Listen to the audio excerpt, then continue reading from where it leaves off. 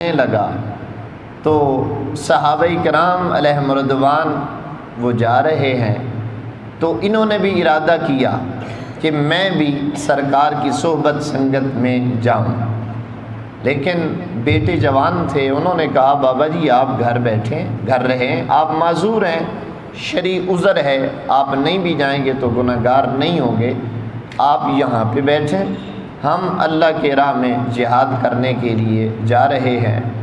لیکن انہوں نے نہیں مانا، یہ کہتے ہیں میں ہر صورت میں ضرور حضور کے ساتھ جاؤں گا، حالانکہ معذور ہیں، عذر بھی ہے، نہ بھی جائیں تو کوئی ایسی بات نہیں ہے، گناہ نہیں ہے۔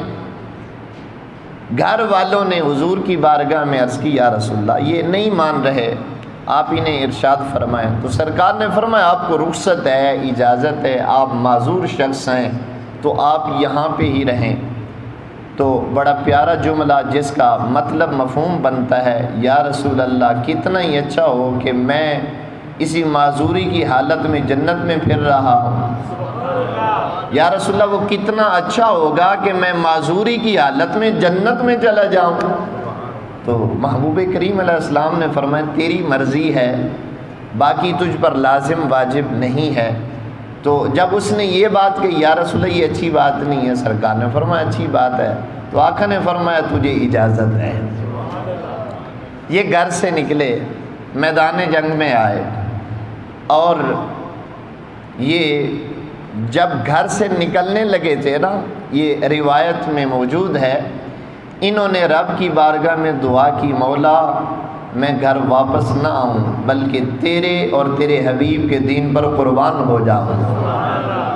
گھر سے نکلتے ہوئے دعا مانگ رہے ہیں، اور یہ کیسے لوگ ہیں، اور کسی نے کیا خوب کہا نا، عشق میں جان سے گزرتے ہیں گزرنے والے، عشق میں جان سے گزرتے ہیں گزرنے والے، مر کے بھی زندہ ہیں راہ یار میں مرنے والے، مر کے بھی زندہ ہیں راہ یار میں مرنے والے، اور ہم اہل جنوں یعنی ہم سرکار کے دیوانے، اور ہم اہل جنوں اور جھکے موت کے آگے، ہم جب بھی مریں گے موت پہ احسان کریں گے۔ تو یہ ان کی شان ہے۔ تو یہ جب پہنچ گئے احد کے میدان میں، اللہ نے ان کو رتبہ شہادت نصیب فرما دیا، شہید ہو گئے، آپ کے شہزادے بھی شہید ہوئے، آپ کی جو بیگم تھی، بیوی تھی اہلیہ، اس کا بھائی بھی شہید ہو گیا۔ اس کے بعد نا میت جتنی بھی تھی ان کو ورثاء اکٹھی کر رہے ہیں، تو اونٹ پر ان کی اہلیہ نے ان کی میت کو بھی رکھی، ان کے صاحبزادوں کی بھی، اور اس نے اپنے بھائی کی میت بھی رکھی۔ اونٹ کو اٹھایا، لیکن اونٹ اٹھنے کا نام نہیں لیتا، اگر اٹھا بھی ہے تو وہ مدینے لے جانے کے لیے کھینچتی ہے، اونٹ مدینے نہیں جاتا۔ احد کی طرف اگر اس کا منہ کرتی ہے تو وہ احد کی طرف چلتا ہے۔ وہ بڑی پریشان ہے کہ یہ اونٹ کو کیا ہو گیا ہے، مدینے کی طرف نہیں جاتا، احد کی طرف جاتا ہے۔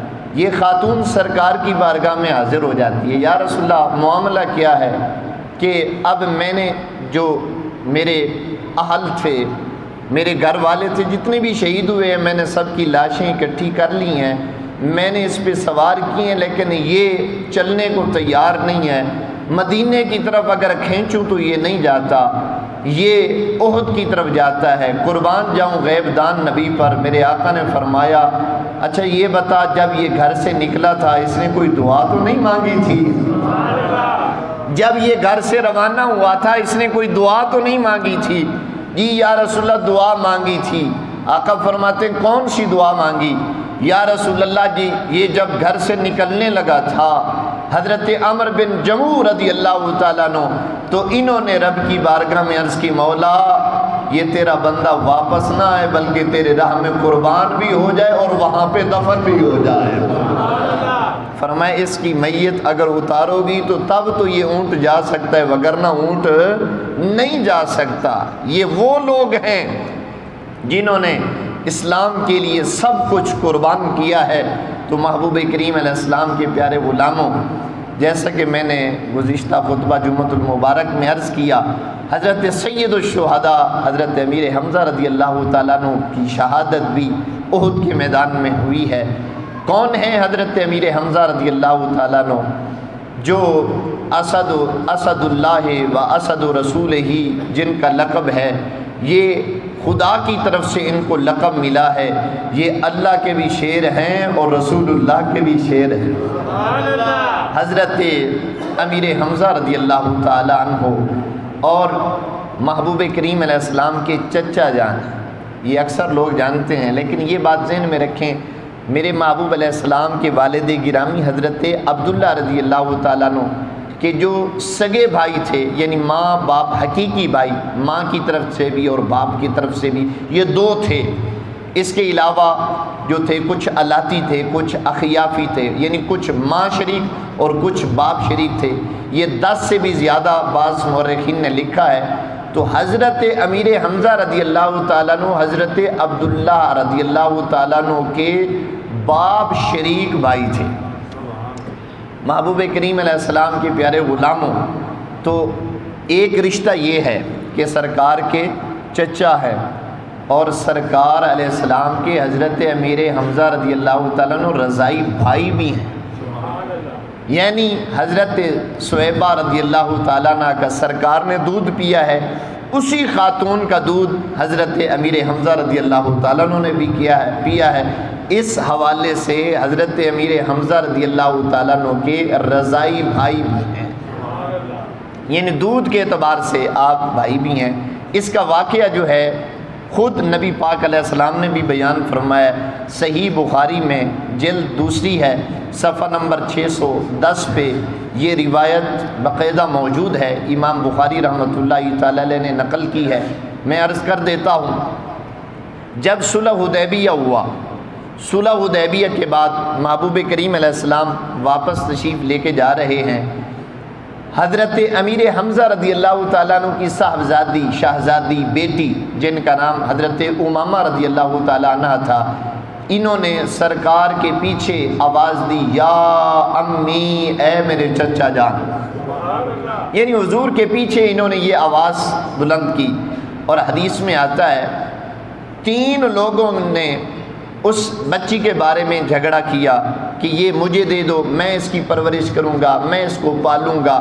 وہ کون خوش بخت تھے، کون خوش نصیب تھے؟ حدیث میں الفاظ موجود ہیں، فاختصم فیہا زید وعلی وجعفر، حضرت زید بن حارثہ رضی اللہ تعالیٰ عنہ، حضرت مولا علی کرم اللہ وجہ الکریم اور حضرت جعفر طیار رضی اللہ تعالیٰ عنہ، یہ 3 لوگ تھے۔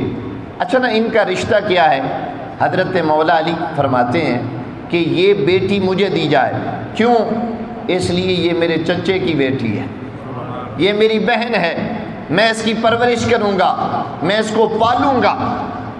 تو حضرت جعفر رضی اللہ تعالیٰ عنہ کہتے ہیں کہ نہیں، یہ میرے چچا کی بیٹی بھی ہے اور جو میری بیوی ہے اسماء بنت امیس، یہ اس کی بھانجی بھی ہے، یعنی یہ اس بچی کی خالہ جو ہے وہ میری بیوی ہے، لہٰذا یہ خالہ کے پاس رہے گی، میں اس کا چچا بھی ہوں اور میں اس کا کزن ہوں، بھائی ہوں، اور جو میری اہلیہ ہے وہ اس کی جو ہے خالہ ہے، اس لیے ڈبل رشتہ ہے، یہ ہمیں دی جائے۔ اور وہاں پر ہی سرکار نے ارشاد فرمایا تھا، الخالۃ کالام، سرکار فرماتے ہیں خالہ ماں کی طرح ہوتی ہے۔ سرکار نے فیصلہ فرما دیا۔ حضرت زید رضی اللہ تعالیٰ عنہ کون ہے؟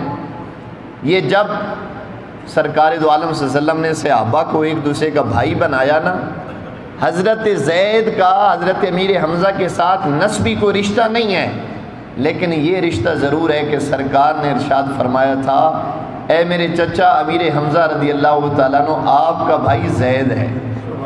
تو حضرت زید بن حارثہ رضی اللہ تعالیٰ عنہ کو سرکار دو عالم صلی اللہ علیہ وسلم نے حضرت امیر حمزہ رضی اللہ تعالیٰ عنہ کا بھائی بنایا۔ تو انہوں نے کہا یہ میری بھتیجی ہے، لہٰذا مجھے دی جائے۔ تو فیصلہ یہ ہوا، یہ جو بیٹی ہے حضرت جعفر طیار رضی اللہ تعالیٰ عنہ کو ملے گی، لیکن قربان جاؤں، محبوب کریم علیہ السلام نے ان تینوں کو خوش کرنے کے لیے، تاکہ کسی کے دل پر بھی بوجھ نہ بنے، سرکار نے تینوں کے لیے 3 جملے ارشاد فرمائے۔ آپ محبت سے بولیں سبحان اللہ، اور میں جملے سناؤں۔ حضرت مولا مرتضیٰ رضی اللہ تعالیٰ عنہ کے لیے سرکار نے کیا فرمایا؟ سرکار نے ارشاد فرمایا، اے علی انت منی و من کا، فرمایا تو مجھ سے ہے میں تجھ سے ہوں۔ یہ سرکار نے اس مقام پر فرمایا، حضرت مولا علی کرم اللہ وجہ الکریم کو فرمایا انت منی، تو مجھ سے ہے، وانا من کا، اور میں تجھ سے ہوں۔ یہ اعزاز بخشا۔ اور حضرت جعفر طیار رضی اللہ تعالیٰ عنہ کو کیا فرمایا؟ سرکار فرماتے ہیں اصبحت خلقی و خلقی۔ اس جملے کا مطلب یہ ہے، سرکار فرماتے ہیں اے جعفر طیار، تیری صورت بھی مجھ جیسی ہے، تیرا کردار بھی مجھ جیسا ہے۔ اور حضرت زید بن حارثہ کو کیا ارشاد فرمایا؟ میرے آقا فرماتے ہیں انت اخونا و مولانا، فرمایا اے زید، سرکار کا اپنے غلاموں سے محبت کا انداز دیکھو، توجہ فرماؤ۔ سرکار ارشاد فرماتے ہیں زید انت اخونا، تو ہمارا بھائی ہے، حالانکہ غلام ہے، لیکن باوجود اس کے سرکار غلام کو یہ عزت دے رہے ہیں۔ سرکار ارشاد فرماتے ہیں انت اخونا و مولانا، فرمایا تو ہمارا بھائی بھی ہے، تو ہمارا مولا بھی ہے۔ اور حضرت امیر حمزہ، تو میں عرض کر رہا تھا حضرت امیر حمزہ محبوب کریم علیہ السلام کے رضائی بھائی بھی ہیں، یہ اس حدیث سے ثابت ہو رہا ہے۔ اور آپ کی بہادری کا عالم تو یہ ہے، لوگ میدان میں اترتے تھے ایک ہاتھ میں تلوار لے کر، لیکن قربان جاؤں حضرت امیر حمزہ کی بہادری پر، آپ جب بھی میدان میں اترتے تھے دونوں ہاتھوں میں تلوار کو لے کر اترا کرتے تھے۔ اور ایک بات میرے ذہن میں آ رہی ہے آپ کی بہادری کی، اگر آپ کی توجہ تو میں عرض کر دوں، محبت سے بولیں سبحان اللہ۔ مکی دور ہے، محبوب کریم علیہ السلام نے دعا مانگی تھی حضرت عمر کے بارے میں، اے اللہ عمر کو ایمان کی دولت نصیب فرما۔ سرکار نے دعا مانگی ہے حضرت عمر رضی اللہ تعالیٰ عنہ کے بارے میں۔ تو ایک دن حضرت فاروق اعظم رضی اللہ تعالیٰ عنہ آپ تلوار لے کر نکلے ہیں، تلوار لے کر جا رہے ہیں، راستے میں ملاقات ہوتی ہے حضرت نعیم رضی اللہ تعالیٰ عنہ سے۔ آپ فرماتے کدھر جا رہے ہو؟ انہوں نے کہا کہ آج جو بانی اسلام ہے، جس نے اسلام کی بنیاد رکھی ہے، معاذ اللہ اس کا کام تمام کرنے کے لیے جا رہا ہوں، قتل کے ارادے سے جا رہا ہوں۔ حضرت نعیم نے فرمایا، سوچا کہ میں اس کا راستہ ہی چینج کر دوں، تبدیل کر دوں۔ میں نے کہا ادھر بعد میں جانا، پہلے اپنے گھر میں جا، تیری بہن بھی مسلمان ہو چکی ہے، تیرا بہنوئی بھی مسلمان ہو چکا ہے۔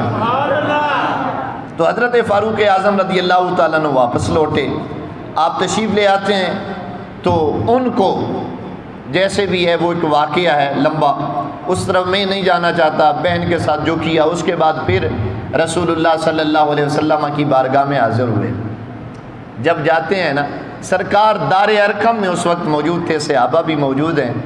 ایک صحابی نے سراغ سے دیکھا کہ عمر آ رہا ہے، غصے کی حالت میں ہے، ہاتھ میں تلوار کو پکڑا ہوا ہے۔ تو صحابی رسول نے سرکار کی بارگاہ میں عرض کی، یا رسول اللہ عمر آ رہا ہے، یا رسول اللہ عمر آ رہا ہے۔ تو محبوب نے پتہ ہے کیسے پیارے لہجے میں یہ جملہ ارشاد فرمایا۔ میرے آقا فرماتے ہیں، میرے صحابہ، اے میرے غلاموں، آج عمر کو آنے دو، خطاب کے بیٹے کو آنے دو۔ حضرت فاروق اعظم رضی اللہ تعالیٰ عنہ دروازے پہ آ کے دستک دیتے ہیں۔ جب دروازے پہ دستک دیتے ہیں، حضرت فاروق اعظم رضی اللہ تعالیٰ عنہ اندر داخل ہوتے ہیں۔ اس سے پہلے حضرت امیر حمزہ نے اس صحابی کو کہا پریشان نہ ہو۔ آپ نے فرمایا پریشان ہونے کی ضرورت نہیں ہے، گھبرانے کی ضرورت نہیں ہے۔ اگر تے عمر چنگے ارادے نال ہوندا پہ آئے، اسی دا استقبال بھی کریں گے، انہوں سینے نال بھی لاواں گے۔ اگر عمر برے ارادے نال پیا ہوندا ہے تے عمر دی تلوار دے نال ہی امیر حمزہ دا کم تمام کرے گا۔ فرمایا پریشان ہون دی ضرورت نہیں، عمر دی تلوار دے نال ہی عمر دا کم میں پورا کراں گا۔ لیکن قربان جاواں جدوں فاروق اعظم رضی اللہ تعالیٰ عنہ دروازہ کھلیا، تلوار